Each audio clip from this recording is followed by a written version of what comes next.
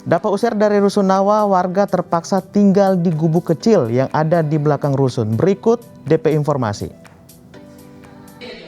Kisah pilu dialami warga Rusunawa yang terpaksa harus keluar dari tempat tinggal mereka setelah adanya proyek renovasi rusun dari Dinas Perumahan dan Pemukiman Kota Manado. Salah satunya dialami keluarga Johnny Wawor yang terpaksa harus pindah ke sebuah gubuk sempit tak layak huni yang terletak di belakang Rusunawa.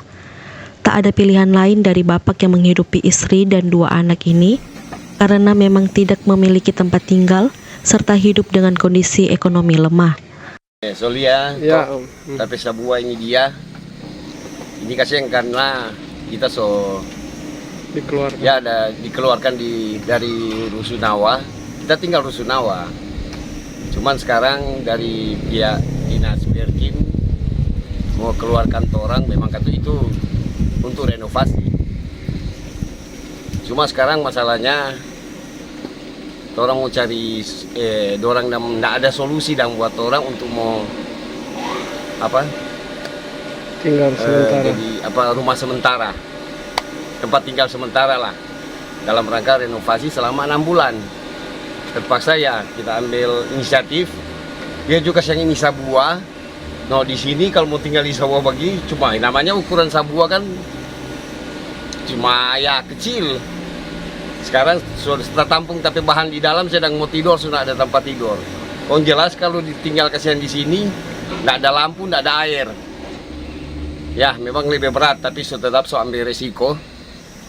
Jadi dalam hal ini saya pribadi memohon pihak pemerintah dalam hal ini Perkim dan wali kota juga ya memohon kira-kira boleh dapat